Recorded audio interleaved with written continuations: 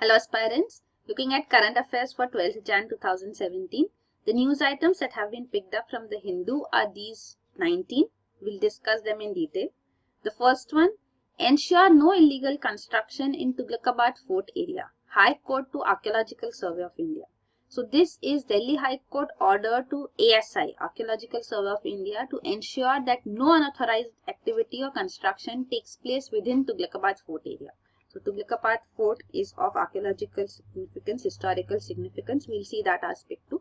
The issue here was that Delhi Development Authority was not sharing the survey map of Delhi, including this Tughlakabad Fort area, with ASI. The reason being given that it is a secret and restricted document. So this was the reason why the whole process was delayed. Now on Delhi High Court order, Delhi Development Authority has shared this survey map, which will be made available to ASI too, so that action can be taken. Because the point was that in 1993 there was a stay put on evictions. So which are the illegal encroachments post that, what are the changes in the area after that has to be studied, only then illegal encroachments can be removed. So that is the stand right now. So once the map is available, then illegal encroachments can be removed and the Archaeological Survey of India can preserve this area, Tughlakabad Fort area. So this is Tughlakabad Fort. Tughlaq, you should know, was a dynasty under the Delhi Sultanate, which was before the Mughals. So before Mughals, there was Delhi Sultanate ruling India. And this Tughlaq dynasty, the founder of Tughlaq dynasty, Ghayazuddin Tughlaq, had built this Tughlakabad Fort, which presently lies in ruins. So this is here. So it was built in 1321. The next news item is air pollution, a national problem. So this is a study made by Greenpeace India. So Indian branch of Greenpeace International, the international NGO on environment. So Greenpeace India made a study of around 168 cities based on 2015 data, and it found that out of these 154 did have average particulate matter at level higher than the national standard. So what standard has been prescribed nationally? 154 means at least 90% of the cities did not meet the national standard. And none of the cities met the international standard as prescribed by WHO, World Health Organization. The only city which came close to that was Hassan in Karnataka. So this is the study coming for that air pollution is a national problem. So it's a problem all over India. The northern cities do suffer more. The reasons being provided is because of the presence of Himalayas and the cooler weather, and the big industrial clusters which are located here too. So the geographical location and the industrialization there does result in higher pollution levels in the north, because air movement is blocked. So because of the Himalayas, the air movement gets blocked and the accumulation takes place up there. So even as we had seen during Delhi, pollution levels being high when it was very much in news, then from Punjab and Haryana to this particulate matter, they all accumulate and settle in Delhi because of its geographical location. So that is what is also a point put forth, but highlighting that it is a national problem, not just problem in the north. So Greenpeace has recommended as a first step that monitoring stations, there are much more monitoring stations required in the urban areas to get a clearer picture on pollution levels. So this is shown here. You can see the darker the dots means more the air pollution levels, which is there generally in northern states, Mumbai also. Then the next news item is Green Tribunal orders test of cosmetics containing microbeads. So this is National Green Tribunal, which has asked the center. It is the Center Drugs Standard Control Organization, which has been asked to analyze cosmetic products because there is no regulation on them, and many cosmetic products presently use microbeads. So what are microbeads? Microbeads are tiny plastic substances that measure less than 5 millimeters, and they act as exfoliators. Exfoliators means removing dead skin cells. So dead cells are removed. So this is used in toothpaste, in skin products, and also in soap. So these products having microbeads which are unregulated, which enter into the entire food web, food system, results in hazards for the aquatic life in the environment in general. So that's why a regulation is required on this. So the harmful effects of these microbeads need to be studied first. So that is what the National Green Tribunal has ordered right now. So products should be analyzed in the laboratory, and the Central Drug Standard or Control Organization will submit its report in a month. So this is that microbeads. So you see how they enter into the food web. So microbeads, since they are not filtered, directly go into the oceans. They are absorbed by aquatic animals, fish, large organisms consume them, and they build up in the organisms. So you know what is bioaccumulation. So they accumulate. The more number of fish which the larger organisms eat means more of these microbeads. Means one fish has some percentage of microbeads, but when the larger organisms eat that fish, it is going to eat many fish over a period of time. So there will be bioaccumulation of all these beads in larger organisms. So it's much more harmful then. And then these, when consumed by humans would also be affected. So that's why there is a need for regulation on these. The next news item is Hope Island becomes graveyard for olive ridleys. So olive ridley turtles, we have discussed them often now. They migrate from the Indian Ocean to the Bay of Bengal region during their mating season, that is in October-November, and the olive ridley turtles mating takes place and the females then lay their eggs on the beach. So each female lays around 100 to 150 eggs. They dig a pit and bury their eggs here, and which is covered with sand later.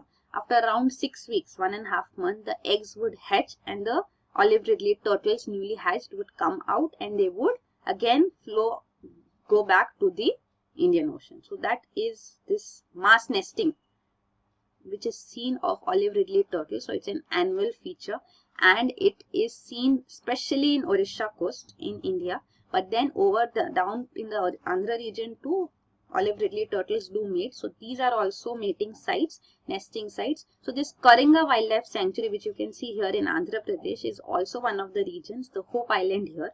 Presently, it's seen that this has become the graveyard for olive ridley turtles. They are dying here because of the use of mechanized fishing boats. So, olive ridley turtles are protected in India under the Wildlife Protection Act. They are also in part of the IUCN Red List. They were endangered, maybe considered vulnerable too, but there are differences if you see in mentioning in various sources. You don't need to worry. UPSC will not ask a question in UPSC in prelims where there is an ambiguity amongst options. So you don't need to worry on that aspect at all. So this is regarding Karinga Wildlife Sanctuary and the Gahirmatha, which is the mass nesting site, major nesting site for olive ridley turtles in Orissa. So this whole coast, you can see there are mass nesting regions here, right? So Rushikulya is also here, beach. So this is also a nesting site up here. Then the next news item is Talaq certificate issued by Chief Qazi has no legal sanctity, says Madras High Court. So Madras High Court has passed an interim order restraining Chief Qazis from issuing Talaq certificates till further orders. So Talaq certificate is certificate validating Talaq as per Islamic Sharia, but then the petition says that Talaq certificates are issued without following any procedure. So there's no clear procedure which is followed. So even the High Court has said that this is just an opinion put forth by the Chief Qazi. So there should be clear statement regarding that too, that this is just an opinion of the Qazi. So because of lack of laws or provisions for this, there is ambiguity and the women suffer because of Talaq being recognized by the Chief Qazi even without looking into the matter. So even under triple Talaq, as it is mandated in the Sharia too, that Talaq in between there needs to be conciliation, efforts to conciliation. So whether those have been done or not, that is also not looked into. Then on what basis is the Chief Qazi pronouncing Talaq and issuing these Talaq certificates? So that is the whole matter which will be looked into by the Tamil Nadu High Court presently, Madras High Court. So this is there. The Muslim Personal Law Board has also been asked to submit, and it has said that it is willing to examine the format in which such certificates should be issued and whether as an opinion of the Chief Qazi, so that there would be no ambiguity. Then the next news item is tax break for parties legal, says Supreme Court. So petition had been filed in the Supreme Court regarding the 100% tax exemption granted to political parties. So this had come in news during the time of demonetization when there were demands at taxation and money put forth by various, money brought into the banking system by all old currency notes need to be brought in. When political parties are providing what funds they have received, it was made clear that there is no limit for political parties, but the reason was that there is no taxation on political parties' funds. So there is 100% tax exemption. So there is a petition which has been filed in the judiciary that why political parties have been given 100% tax exemption, but the Supreme Court has dismissed this petition. It says that every political party needs funds to protect their political regime, to politically represent the people who follow them. And it says that it is in the domain of the government. The government will decide what tax regime they want to impose. So judiciary has refused to entertain this petition on that ground, not having the jurisdiction. So that is judicial restraint, which is shown here. The next news item is Pakistan to renovate Qatas Raj temple. So this is Qatas Raj Hindu temple in Punjab region of Pakistan. So there is renovation work being undertaken here. So this temple is said to be a sacred site which was laid down. The temple's foundation was laid down by Lord Shiva himself. So this is a 5,000-year-old temple and it is a focal point of various civilizations here. Al-Biruni, which is a Persian scholar from this region, he had computed the earth's circumference from here. So he was a prominent figure. Should know about Al-Biruni and the book which he wrote, Kitabul Hind. So he was basically from Uzbekistan but was brought over by the Delhi Sultanate rulers into India. So in 973 AD, he had come to India from Uzbekistan and he had studied even Sanskrit. He had studied with the Brahmin priests, he had interacted with them and even wrote many books. Kitabul Hind is his book on India. Right? So this was the scholar. He was also a scientific scholar. So he has undertaken various provisions, so like in astronomy as well, like he has calculated the correct and latitude and longitude of many places.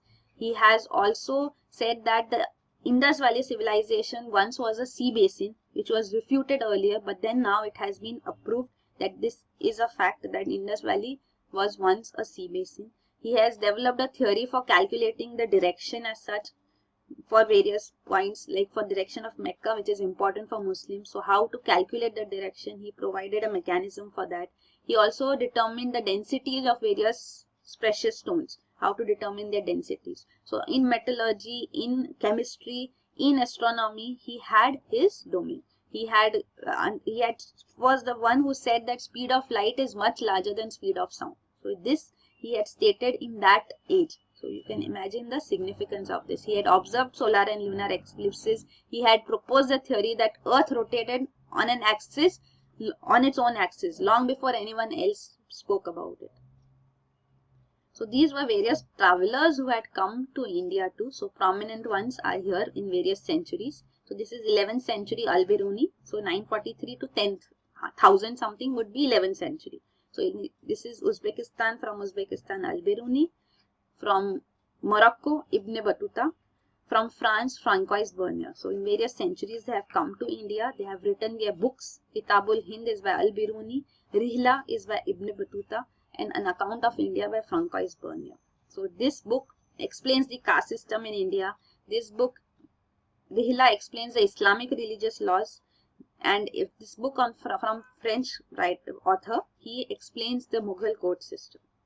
So these are some prominent aspects which are part of this text. The next news item is electronic media guidelines for polls. So electronic media means Doordarshan and All India Radio, which are allowed to be used by various political parties. This is as per the general elections to the Lok Sabha rules in 1998. So from that time onwards, this has been allowed. First it was for general elections to Lok Sabha, then for even state legislative assembly elections. So it has been extended to all elections now. So this should be equitably provided. So Election Commission has put forth the guidelines for this, that it will not permit any criticism of any country, attack on religion or community, any obscene, defamatory statement, inciting violence, contempt of court, etc. in their speeches on the airtime which they would get on Doordarshan and All India Radio. So these have been clearly put forth by the Election Commission. So this is a part of state funding of elections. So how state funding of elections can take place? So this is in means, not in monetarily, but in another way. So that is how state funding, partial state funding of elections does take place to some extent. Then the next news item is BSF to ensure quality food. So there are allegations of substandard food being made available to soldiers posted in LOC. So this was a BSF director, BSF Jawan, who had put forth a video on social media showing the substandard food quality, based on which inquiry has been initiated and action would be taken to ensure that this aspect is looked into. So it's very important, the social media, the role that it plays in bringing issues to the fore in front of the government and seeking action effectively. So even the point is that actually mobile phones are restricted in these regions. So that aspect is also looked into. How did the soldier get the mobile phone and was able to make a video and post it? So that is there. So what is BSF? That also you should know, Border Security Force. So it is one of the 5 central armed police forces which are charged with guarding the Indian land borders during peacetime and preventing transnational crime. So this BSF was formed during the 1965 war, that is the India-Pakistan war, to ensure that the security of the borders is maintained. So it is under the administrative control of Ministry of Home Affairs. The Director General is an IPS officer. So this is one aspect. So they had BSF has its own cadre of officers, but the DG of BSF is from civil post. So that is civil services IPS officer. So this is there. It's the world's largest border guarding force. It is called the first line of defense of Indian territories. Then the next news item is Banarsi Sari sector fades as traditional credit vanishes after note ban. So there is this local batta system which functions in Banarsi Sari industry. Means the producers and the weavers, these small time producers, weavers, they get the money for their activities, the raw material, etc. through this batta system. So they get money in advance as credit, and with this they are able to manufacture and sell it in the market, and after the marketing is done they are able to repay that. So this credit system has collapsed because of demonetization. So there is not enough money which can be withdrawn, because the weavers, they use checks each of less than 20,000. So this is provided to them. So they are able to, even the traders who provide this credit. So weavers, small time producers give it to traders. Traders are providing money on credit. So this credit they are not able to provide, even because they are not able to get the money. They are also awaiting sales. So the whole system is dysfunctional, because of which the Banarsi Sari industry is suffering. So this is an age-old system of rolling credit. So there are post-dated checks which are provided, and they can be exchanged against cash.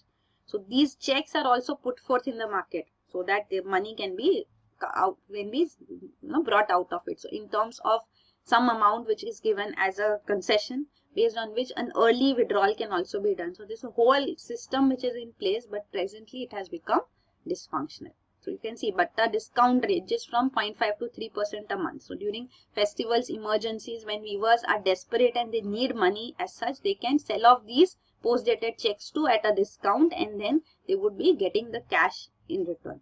So this whole thing is not functioning now. Then the next news item is World Bank cuts growth forecast to 7%. So this is World Bank's forecast that India's GDP growth rate in 2016-17 would be 7%.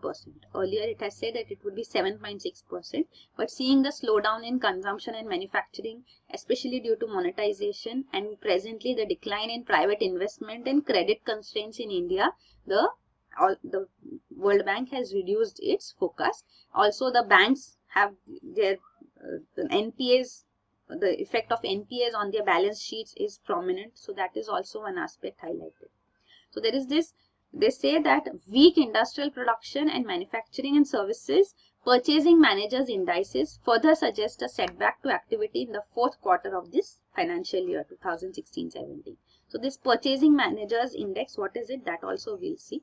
So it says there are 4 key areas, 4 recent reforms which can help the economy to rebound, and that is the bankruptcy and insolvency code which will be finalized once passed, the liberalization of FDI norms for various sectors which is on agenda, passage of goods and services tax GST amendment bill, and the agreement between the government and RBI for a monetary policy framework. So these are positive aspects highlighted by the World Bank report.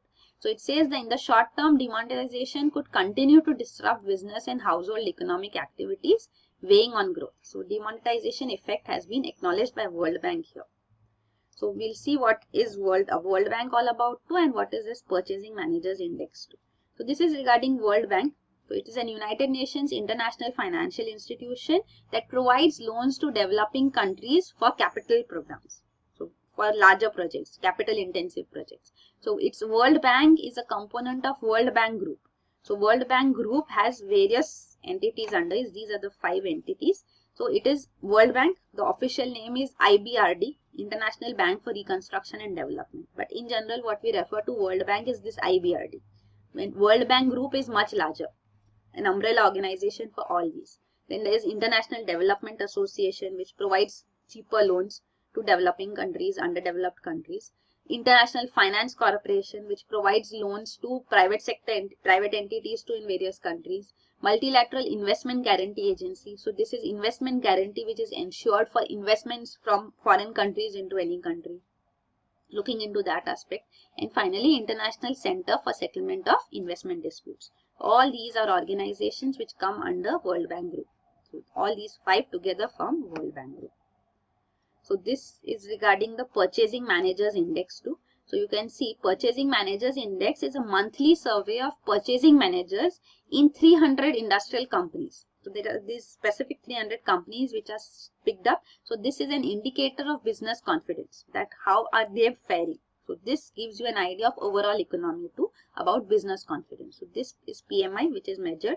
It is different from IIP. So IIP is Index of Industrial Production, which we have seen quite often. So that shows changes in the levels of industrial production, and this data is put forth by Ministry of Statistics and Program Implementation. So through CSO, it comes out every month. So you can see this is the annual change in percentage annual change in IIP, Index of Industrial Production, and PMI value, purchasing. So this both are monthly, but then they are calculated in different ways. This shows business confidence.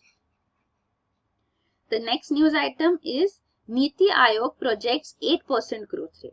So this is now projection of India's growth rate in 2016-17 by a national body, that is Niti Aayog. So Niti Aayog has said that it would be 8%. World Bank says it would be 7%. It says, so this optimistic, it says we are cautiously optimistic. And the reason for this is that they are expecting that the reforms which have been undertaken will show their results, but they have not included the impact of demonetization. So demonetization is not considered in calculating this growth rate. So this one aspect is important, and also they have flagged concerns because of areas in which the government reforms are lagging, that is in land acquisition, in labor laws, and simplification of administrative procedures. So these aspects need to be worked on to ensure that we have growth rate of 8%. That's what Niti Aayog is predicting. So the reforms are essential. Skill development, infrastructure are other areas where reforms are needed. So, and also taxation laws need to be simplified. Administrative procedures should be simplified. Ease of doing business is important to be worked on, so that growth is as per the prediction. So this is put forth. So this is regarding Niti Aayog 2, which has replaced Planning Commission. So both are headed by Prime Minister. Even Planning Commission was headed by Prime Minister, and now Niti Aayog is also chaired by Prime Minister. So it gave various 5-year plans. So we have stopped these 5-year plans from now on. 12th 5-year plan will be it. After that, no more 5-year plans would be put forth by the government. But then this Niti Aayog's function is to develop a national agenda and promote cooperative federalism between center and states. So Planning Commission was considered to be center specific, dominated by the center. Here they are saying Niti Aayog will function on the basis of cooperative federalism with center and state functioning together. So of course in Planning Commission 2, states were also there. In the National Development Council, which is a body which looked into the plans prepared by the Planning Commission. So in NDC there was representation of center and all states too. So of course they were also part of it, but the plans were finalized by the Planning Commission, then approved by NDC, taken into consideration. Here they are taken into confidence much earlier. So that is what the government is looking into. So it's delegating. So cooperative federalism and center powers are concentrated at the center. So the authority and responsibility both is delegated to the states. So that is what we are seeing presently too. So plan, non-plan expenditure, that difference has also been eliminated. So there is no difference between plan and non-plan expenditure, because planned expenditure was through Planning Commission and non-planned expenditure was that which was finalized by the Finance Commission. Finance Commission is a constitutional body. Planning Commission is not a constitutionally established body, not under the Constitution, but it was by an executive order. So that is why it was said that Finance Commission should have a major say. But presently what they are doing is delegating over to the states both authority and responsibility. So only strategic technical advice on key issues will be provided by the center. So this is about Niti Aayog. The next news item is cut borrowing. RBI's Patel exhorts center. So this is RBI Governor Urjit Patel who is asking the center to cut their borrowings. So borrowings means you are taking in, eating into the resources of the future generations. So rather than that, presently you should cut your borrowings, reorient your government expenditure so that structural reforms especially brought out so that the government functions within its limits. So that is important. So what is this borrowings and what is this fiscal deficit too? We'll look into this. So fiscal deficit target for 2016-17 is 3.5% and for the next year it is 3%. So government has said that we are going to adhere to this target. But then the RBI governor is also saying that there are large credit guarantees which the government takes. So guarantees are provided by the government. So credit is taken say by state governments or various entities. Credit guarantee is provided by the government. So in such cases too the liability of the government increases. So credit guarantee means if the person is not able to repay the credit, the loan, then the government will step in. So that is the guarantee taken. So it has also asked that don't take such large credit guarantees too because this also results in your premium on your own borrowing increasing. So that is there. So there are steep interest rate subventions also provided. So all these should not be undertaken by the government is the recommendation or advice of the RBI to the center. Now what is this fiscal deficit? To understand this, so there are revenue side and expenditure side. So difference between total revenue excluding the borrowings and total expenditure of the government is called fiscal deficit. So if you look at the government budget, so there are two revenue expenses side. So means tax, from tax revenues come, from non-tax revenues which come up, capital receipts which come up are all part of the revenues. So from taxes, non-tax capital receipts can be receipts from disinvestment, receipts from various aspects.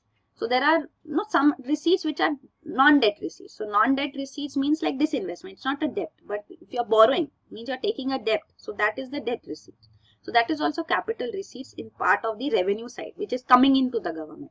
So this debt receipts, all debt receipts are called a part of government borrowing. So that is what constitutes the fiscal deficit. So these are revenues, these are expenses. Revenues and expenses would be equated. So this is plan expenses, non-plan expenses, whether these distinctions still remain or not, but there are various types of expenses. So all expenses taken together will be equated with revenues. So if there is any deficit, if revenues fall short, then government goes for borrowings. So these borrowings show how much revenues fall short of expenses. So this is what is fiscal deficit. Difference between total revenue excluding the borrowing. So it clearly indicates the total borrowing requirements of the government. So according to Keynes also, a deficit prevents an economy from falling into recession. So there is some amount of borrowing required so that the government can have all its expenses incurred. So during times of recession, this is much more important. So there's one aspect that fiscal deficit should be there, and another school of thought which says that fiscal deficit should not be there. So presently under the FRBM Act, which is Fiscal Responsibility and Budget Management Act, which was passed in 2003, the government was asked through a statute, through a law, it was mandatory that fiscal deficit should be reduced. So fiscal deficit cannot be completely reduced. Our target was also to keep it 3%. So from 2003 to 2008-9, the target was to reach 3%. But revenue deficit should come to 0. Means revenue deficit is total revenue receipts and revenue expenditure. Means not large scale receipts. So there are two aspects, revenue and capital. So revenue receipts and capital receipts. So capital is large scale borrowings, large scale expenditures like capital expenditures like expenditures in infrastructure, etc. So capital expenditure receipts is fine, but revenue expenditure receipts should be balanced. So how much revenue you're getting, that much revenue expenses you should have. So that bringing revenue deficit down to 0 was there. So that is the target. But fiscal deficit should not be brought down to 0. Some amount of fiscal deficit is required for the economy to be well oiled. That's the idea. So as per Keynesian theory too that we saw. So this is the target. It was that yearly reduction of 0.5% of GDP should be done so that revenue deficit becomes 0 and 0.3% to bring fiscal deficit to 3%. But what happened was this was on track. So you can see this idea too. that fiscal deficit and revenue deficit are sum. Gross fiscal deficit and target gross fiscal deficit. So this was the target, that it should go to 3% by financial year 2008, and then it will remain to 3% only. But what has happened is we were able to maintain this. You can see the red line. So from here we came to as per the requirement. It was going down, down, down. But in 2008, then a sudden spurt from 2008 to 2009. So this was because of the global financial recession. The global recession which meant because of it the government had to increase its expenses, increase its borrowings to make sure that the economy survives, prevails, functions. So that is why there was no other option but fiscal deficit went high. So eventually going high, then again we are going to bring it down. So it has been brought down gradually, and as we saw in 2016-17, this is still 2014. So 16-17 we are having the target of 3.5%, and 17-18 we are going to bring it to 3%. So that is what the government has agreed to presently. Then the next news item is April 1 still the target of GST. So the central government, Union Finance Minister Mr. Arun Jaitley has reiterated that the target for GST implementation will still be April 1. So one nation, one tax regime which was to be brought in through GST. So there will be a combined taxation law. So this will have central GST, state GST, dual GST, which are of two types, non-concurrent and concurrent. So all will be finalized through the GST Council meetings which are scheduled in a few weeks, and finally the GST bills on all these aspects would be formulated, passed by the Parliament, that is in the budget session, which has also been preponed. So once passed, April 1 target for implementation of GST can still be adhered to. So that is the optimism shown by the Union Finance Minister presently. The GST will be of various types. Central GST means Central Goods and Services Tax, levied and collected by Centre. State GST, levied and collected by states. Dual GST, in which both have control. Say for example, interstate trade and commerce. So in those aspects, both have powers wherever allowed. So then this dual GST, how will it be collected? Concurrent dual GST means both concurrently have powers, Centre and state, and non-concurrent means segregation within this, which aspect Centre will look into, which aspect state would look into. So all these would be finalized. We have the GST Council meeting scheduled now. So once finalized, we'll come across all this too and we'll discuss them later. Then the next news item is telescope to seek habitable planets in nearest star system. So the nearest star system to our solar system is, to Earth, is Alpha Centauri. So Alpha Centauri is a star system, and in that the star is the Proxima Centauri. So this star and around it there are planets which need to be discovered. So there is this European Southern Observatory, which is an intergovernmental astronomy organization comprising of 16 countries from Europe and South America. And it is hosted in the Very Large Telescope, which is hosted in Chile in South America. So here presently they have signed a deal with Breakthrough Starshot, which is a private sector venture. So this is deploying various thousands of small spacecrafts which will travel to this Alpha Centauri system and send back pictures. If there are planets here, they would be detected. So this Starshot is, as it's a private sector venture, it is backed by internet billionaire Yuri Milner and even the physicist Stephen Hawking. So this will provide funding so that equipments on Very Large Telescope that can study in mid-infrared region. So there are these techniques which can reduce the bright stellar light, means bright light of the star can be reduced because this light drowns the dimmer planets. So once this light effect is reduced, then chances of detecting these planets increases, if there are any. So this is what is being done through this European Southern Observatory and Breakthrough Starshot. So there is a deal being signed right now. So that is why it was in news. So this has already been detected. Like scientists in 2016 they had discovered evidence of Earth-sized planets circling Proxima Centauri, the star in the Alpha Centauri system. So now there is enthusiasm to find more planets in this region. So there are habitable planets that can also be found. The next news item is hand-powered blood centrifuge developed. So this is a hand-powered blood centrifuge which has been developed by Stanford engineers, which comprises of Indian origin engineers here too in this group. They have built an ultra low cost human-powered centrifuge. So this centrifuge basically means segregating the various individual components. So individual components of blood can be segregated through this human-powered centrifuge in only 1.5 minutes. So this is required in diagnosis and treatment of diseases like malaria, HIV, TB and African sleeping sickness. So all these diseases diagnosis is dependent on this. So if this is made available in the poor regions, because it is ultra low cost, and these diseases are also very much prevalent in poor regions. So if being made available there, it will help in precise diagnosis and treatment of diseases. So that is why this is of significance. The next news item is new species of gibbon found in China. So this has been named Skywalker Hulock gibbon. So Hulock in Chinese language means heaven's movement. So this is a new species of gibbon.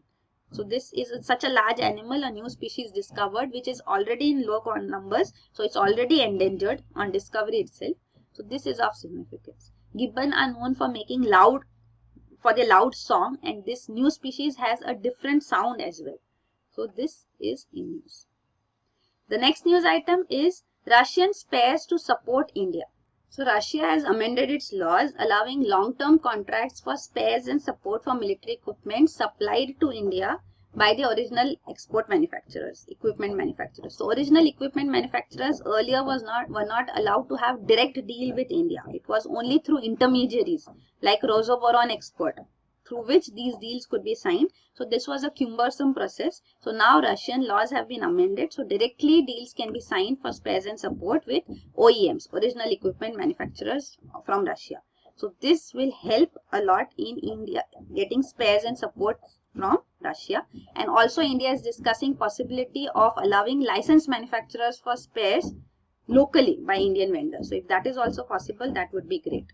The last news item is strategic partners are now dime a dozen. So India has signed a strategic partnership with Rwanda, which is a small African nation in East Africa, and it is not a strategic partner as such as important as other significant strategic partners. The first strategic partnership was signed with France in 1998.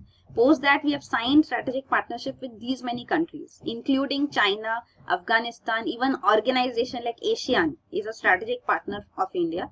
But then what is this strategic partner is not clearly defined, because strategic partnership means, strategic terms means of significance. Like if there is significant investments done in that country by India, if it is significant from defense perspective, technology perspective. So those aspects are where strategic aspect is understood. But Rwanda is a very small country. 90% of its people are dependent on subsistence agriculture. It was having civil war going on for long, and now it has recovered out of it.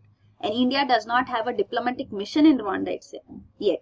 So when we don't have a permanent diplomatic mission yet, then how can strategic partnership been accorded to this country is being questioned. So there should be a clear criteria through which this is done. There are suggestions that there should be qualifiers of what kind of strategic partnership is this. Like with Russia, we have special and privileged strategic partnership. So at least understanding what strategic partnership actually means. So this is an example given of India's strategic partnership which has been shown here. So that is it. These are the news items for 12th Jan. Thank you.